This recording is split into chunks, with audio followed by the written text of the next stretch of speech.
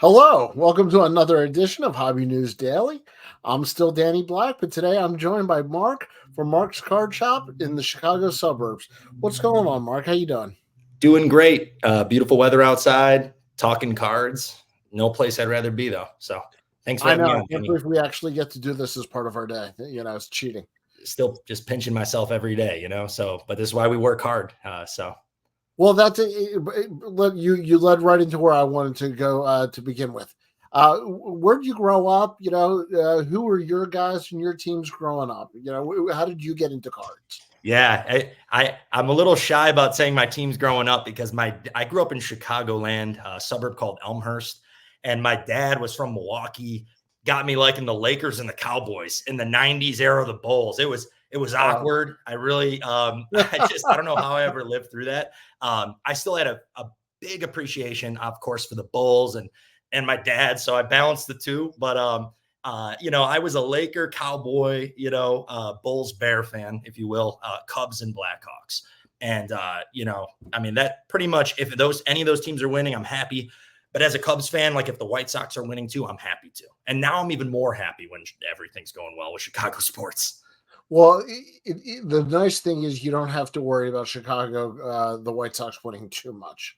Yeah, I mean, I'm not going to talk much. I'm not going to talk much. We, '05 was a while ago, but before 2016, it took us quite some time. So, well, I'm an Orioles fan, so we've been waiting for the rebuild. So hopefully we'll finally get there. A young, exciting team. Yep. And let me just say, as of recording, the Orioles have just called up Connor Norby, second base outfield prospect, and I'm so psyched that I'm going to put that in totally unrelated to everything. I love it. I'm losing track of all their prospects. They're literally loaded. So yeah, well, quickly mark up your prices on the Connor Norby. Yeah. Bourbon first. Okay, so what made you open a card shop? When did you open a card shop? I believe people who open card shops are half genius, half crazy. So yeah, what led you to it? Yeah. Yeah, man. It's like, so in the '90s, I was the kid in the neighborhood with the fresh Beckett. I couldn't, go to a store that was close. So, whenever my dad would say, "Hey, we're driving to the Unicorn," like it was like the day was made. It was this kind of dusty old comic shop that also did cards. That's what it felt like when I was a kid. I'd get, 20 minutes, and I dive in. And so I really gained my love for the hobby doing that activity with my dad. And then I'd be in the neighborhood with the fresh Beckett, making trades, wheeling and dealing. We were heavy '90s basketball, which because, with Jordan going on, I mean, despite me being a Laker fan, I also got to see Kobe, and truly appreciate that. So, but despite me being a Laker fan, like I obviously, it was all Bulls in the '90s. So, we had a ton of fun trading cards. And I think, like most people, you either stayed in the hobby or you got out of it. I got out of it in 2018. I was probably at this point about 9 years into my sales career. And I was just, it was like I hit my, I was at an inflection point, and I started kind of downhill sledding. I tell people, going to jobs that maybe I shouldn't be at anymore. And finally the pandemic hit and, I was just playfully looking at jobs and spaces to rent. And my wife's like, "What are you doing? Like, this just like focus on the one, like, and I'm just like, yeah, no, found a spot, don't have any idea if this is going to be even feasible. But with a little cash, a lot of energy, a lot of, hope and faith and getting the right people, like the right landlord, literally to just give me a chance.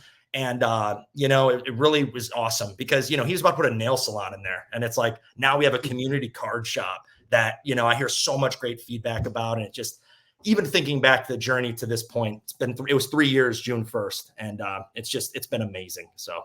Well, congratulations on the 3-year anniversary. Thank you, Danny. And that's awesome. It really is cool. So I guess my first question is, when you opened versus now, because when you open, I'm sure you talk to people, you do your best guess, but you don't know, and the old expression, you're learning, you're flying the plane while you build it type of thing. Mm-hmm. Your percentage of wax versus singles. Yeah. What you thought and how when you opened versus now. How has that changed, and what are those kind of percentage breakdowns? Absolutely. When I remember when I first opened, and I was, excited to open the distributor account, excited to get one. And I remember driving there to get my first box of wax, and I was like, "Oh, this is awesome!" And I can sell wax. I did pay list price for all this stuff, and not really sure I'm going to figure the profit stuff out. I hope I get this allocation they talk about, and all these thoughts running through my head. But the number one thing for me was, I was someone who got back in 2018. I bought a Donruss hobby box and got sucked back in Luka Doncic rated rookie paper. And it was just like, and then I got a Court Kings box. It was much cheaper at the time. And there was a Michael Porter Ruby out of 99 auto. And it just like sucked me back in. I was like, man, there's autos, but more than autographs, there's numbered cards and these parallels that match them. And I'm sitting on blowout, card forums. I'm on Twitter. And I started to realize, like, I'm kind of siloed off here. Like, why? I had a couple buddies that were like, at lunch breaks doing rips and on Snapchat and having fun with cards, but no one was really like there to talk to me about parallels. And I needed that, and I realized that, like 1 a.m. on blowout card forms. And I'm like, I'd gone to some other shops, and all the shops around us provide a great experience in their own way. And some of them have a ton of wax, and some of them focus on other things. But I really wanted to create that kind of place where it's like cheers, without alcohol, and really get to dial in with customers when they come in. And if they're the type of person that wants to send by a bargain bin for 4 hours and not talk to me, great. Like, we're not talking then. But if there's someone who's like really loves the community aspect of it and wants to have a place to go once or twice or 3 times a week to have conversations with not just me, but other people in our shop and feel a part of something, it's that's really was my hope and goal for this. So sorry, you asked the product question. I'm kind of trailing into I love it. How the sauce is made. But, at the end of the day, it definitely shifted from wax to even more singles. I always knew singles was very, very important as someone coming into the industry in June of 2021 with very little capital at all. Like most smart shop owners that I see and listen to now and talk to now, they would have for sure said, don't do that. That's a bad decision. And, but if someone asks me the same question now, I'm going to say, go for it. Because if there's even a small chance that they could break away from something that they didn't enjoy and then help make a positive impact. And truly, like last night I was up till 2 a.m. going through a lot we just bought. And I literally like looked at the clock and I was just like, man, like I ran out of time. Like I need to go to bed now. And it's like, that's how I like to work. I like to work in those settings, in those conditions, where I'm feeling good and I see people come in and it's like, they're happy to be there. That's what I'm looking for. And it's been a lot more singles lately, as I mentioned, because getting products hard, and I'd love to chat about that a little bit, but singles is our focus. Getting more space is our focus. Getting our singles online so we can extend our store beyond those 4 walls. It's a major focus for us moving forward. Well, you talked about allocations. Follow up on that and how that's changed since you started and what the current situation is for you. Definitely. At the start it was, we got 1 distributor. My rep's like, hey, you want to try and get like 5? Like, I'm like, no, I'm loyal to you. And I had it all wrong. I was a sales guy, I'm just sitting there like, he's like, okay, dude, good luck. And it's just like, but what he is I couldn't get more distributors. Reps. I couldn't afford it. I couldn't find the connections. I couldn't get in. And I was like, 1's enough. And we're going to build this business. And I think in about December of 2022, I was blessed with getting a direct relationship with Panini.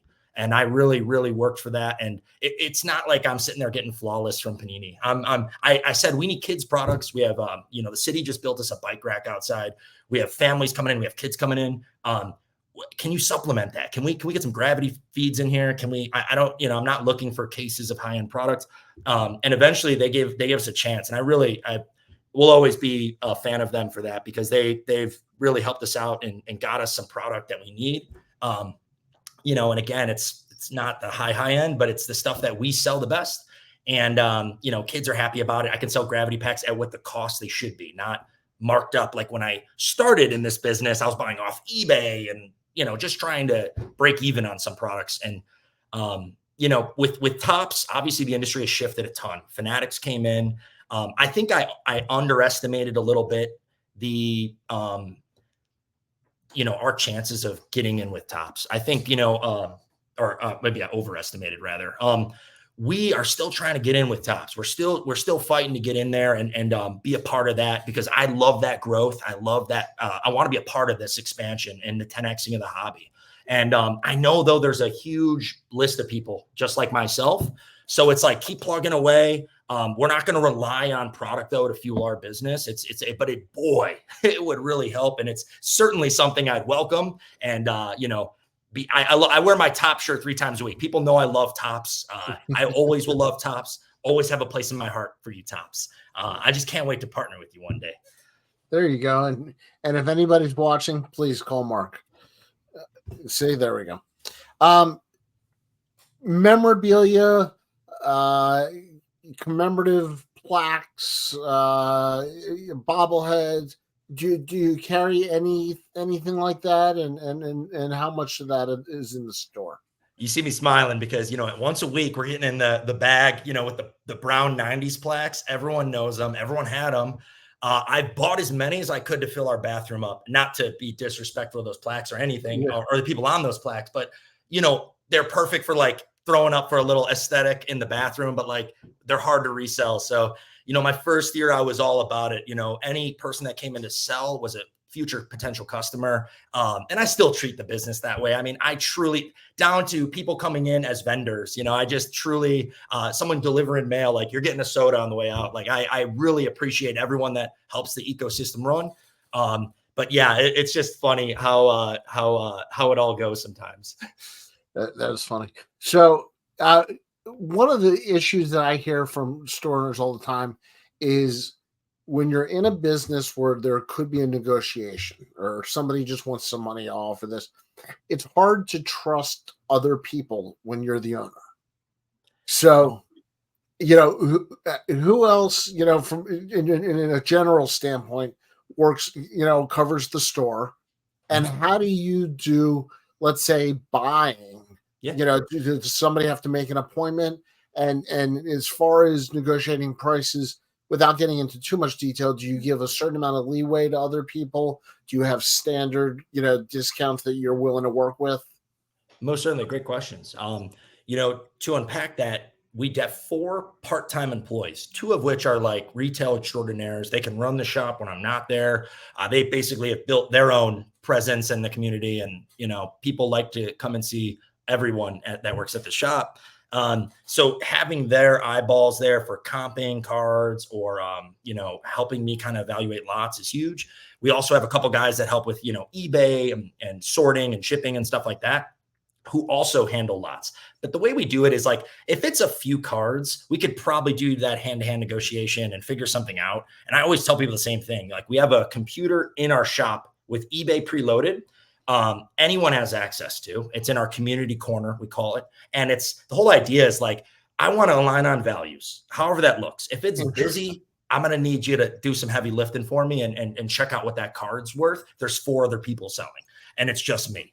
But if it's me and somebody, it's like, we're going to just look at the values and then I'm going to offer based off of, sellability. What's the demand on that particular player product? Sure. It can range. I mean, obviously 75-80% of comps is like the absolute highest we should try to go. And if it's for an easy flip or something like a Tom Brady name or something like that, that's where we like to go. But the bigger the collection, the more work. I always have to factor that in. And then it just on a sliding scale, just depending on how big the collection is. Most stuff we buy, I'd say, is in that 60 to 80 range. Obviously, if it's massive, it can go beneath that. Sure. But yeah, it's really aligning on eBay last sold values as best as we possibly can. And then, we do a lot of trading too. So, if you can imagine with kids, it's juggling. Trading with a kid is easy. We align on values, and do you like this card? Do I like this card? We can make a trade. When they're coming in selling $1,000 lot, like first thing I'm doing is like, is your parent here? Because like it just can get really dicey and interesting when there's a lot of money being exchanged, and like kids still need to learn some of those principles and of negotiation. But that's something that we literally pride ourselves in. When a parent comes in for the first time and they're a little weary, and they're like, man, my kid's going to try and sell cards. Like, this is a little strange. And then they see how the process goes and they see how easygoing things are. And it's all about making a deal that has to work for both the customer and myself. And through that transparency, like they leave happy and they understand how it works, at least, you know, how we do our business. So transparency, I'd say, integrity, of course, you know, those things, you lead with those things, you won't have problems. Of course, in the 3 years, we've had a couple people, you know, one guy, our worst story was last November, a guy came in and sold us a vintage lot. And these were commons. So like, I wasn't sitting there. It was graded commons. I think there was 50 cards of one guy. So, you know, he's like, oh, I'm a collector. I collected this guy. And then there's like 200 other commons. You know, we end up buying it. And, you know, it's a disaster. We end up finding out this guy was like breaking into people's homes, selling, stealing their HVAC parts and then reselling them on eBay. And then he happened to steal a vintage collection from someone. You know, the police let us know. Obviously, we give them the collection back. I make it right with a few of the cards I had to sell off. And, you know, I see, you know, people like I saw Jeremy Lee deal with this recently and be vocal about it. And it's like, it is a part of the hobby that's hard because we deal in such velocity that, like, if you don't have a trusted relationship with someone, you know, you have to go beyond just the, what are the values and can we make a deal? It's, you know, as I've learned over the course of 3 years, it's, hey, check the PSA database, right? Like, ask great questions, you know, start to feel them out, get their information, check an ID. Like, there's so many ways you can mitigate it, but even then there's things fall through the cracks. So, but integrity clears it up. So you just clean it up, help out who needs to be helped. And then you go on your merry way. It's a cost of doing business, though. First of all, crazy story. Second of all, I really like the idea of if you're unfamiliar with somebody on a large transaction, spending more time getting to know the person as much as you are comping the cards. Exactly. And this lot, I think it was like $700. So it like, you know, it teeters and that, like, I got his info and stuff, but what good did that do me when the Wayne, Illinois police are at my register? It's like, oh, hey guys. But again, it cleared it up. And, you know, if you do the right thing, you'll never get in trouble with stuff like that. But it gets messy if people are like, oh, I sold it or something. It's like, well, you got to make it right. So whatever the case may be, someone's cards got stolen. So we have to go back to the source and we got to make it right. So, well, that's, I don't mean to laugh, but that's a crazy story with the HVAC parts and the everything. I'm ready for someone to come in, you know, and create a documentary, man. Because some of the stories that we have in those four walls and the things that happen and just the conversations daily, I'm sure many hobby shop owners feel the same way. The first to do it is going to be happy they did it. And if you're a documentary filmmaker and you see this, let's do it, man. Because I'm ready to do it. I think it'd be a lot of fun. And boy, there's just so much stuff that goes unseen. And it's just like, wow, this would be good on Netflix, you know? All right. So moving forward for the next year, what are you hoping for? What are you expecting? Are they the same thing? So, you know, we're in a kind of a transition phase right now. We just got back on Whatnot. You know, it's not that I resisted online selling. We just were so hyper focused on the retail experience and delivering just a great experience so that, you know, I can't build a business if there's no foundation. So we dabbled in Whatnot in like 2022. It didn't work out. Now we're going back in with a true singles mindset. I've got 2 shows this week scheduled. Blackouts going on Monday night, and I got my buddy Brent going Wednesday night. Both of them have their own Whatnot followings that they're going to bring over, and we're going to collab and work together, but under the Mark's Card Shop brand. And I think that's a big thing for us this year is elevating our digital presence to sell outside our 4 walls. But you know, most importantly is personal news. I'm having a baby boy in July. I'm missing the national. You know, it is what it is. It's worth it. I have 3 kids, and it's not no comparison. It's everything, man. I have a 4-year-old daughter, Lucy, and you know, when she first came in the shop and she was crawling in, you know, it was special. But now when she runs in and starts ripping all my inventory, it's like I don't even care. I'm like, just rip, make memories. I love it. This is awesome. What I could hope for, you know. So okay, so give the website where people can find you. So our website's markscardshop.com. It's pretty much a digital business card and a way to buy gift cards right now. But we're looking to add singles eventually when it makes sense to. Right now, though, eBay, we're really ramping up Mark's Card Shop on eBay. and Mark's Card Shop on Whatnot. So those are the two other places you can find us. And if they want to visit you, give the actual names of where you are. Yeah. So our shop is called Mark's Card Shop. My father-in-law, when I came up with that name, was like, man, marketing genius. And I'm just like, I'm like, hey, you know what? I'm good with the experience. I'm not great maybe with that, but whatever. I try. We're located at 914 Curtis Street. That is in Downers Grove, Illinois. That is a suburb outside of Chicago. Beautiful downtown, 50,000 people in our city. So it's a wonderful place to have a card shop. And we love it. We're 2 blocks off the main drag, right by the post office.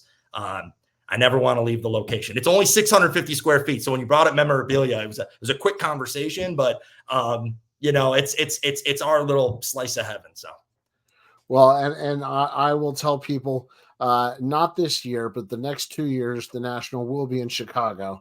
So there's no excuse not to stop by. Make sure it's part of your vacation. I'd love to see you at the shop, and I certainly love to see you at a booth. We're putting our notice of intent, Okay. and sent our money. We're trying. We're gonna try and get a booth for 2026, and I hope to see all, or 2025, and I hope to see all you there. So, well, there you go. There's another sales avenue for you. Exactly. So absolutely. Well, Mark, I appreciate you coming on. We have a Courtney from Reckless Cards is a big fan, and I think she's fantastic, absolutely fantastic. She is. Jeremy's not bad, but she's great. She's great. You're right. Jeremy's not bad. No, I'm just kidding. I love them both. Love their family. Thank you for having me on, Danny. It's cool. Every day meeting new collectors, different pockets of the hobby. I see what you're doing. I see the act I had to follow, Rob Bears. I'm like, I'm going to go watch that episode. Your last one you did next. Tough act to follow. I listened to the Card Shop podcast every episode before I started the business. And I really tried to just dial in.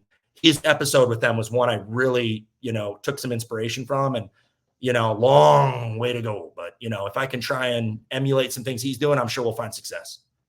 Well, I have found this series to be so educational for me, and talking to people like you, I think shed some light for a lot of people. So thank you for taking some time. Hey, Danny, thank you, man. I appreciate you. Have a good week, and thank you to everyone who listened.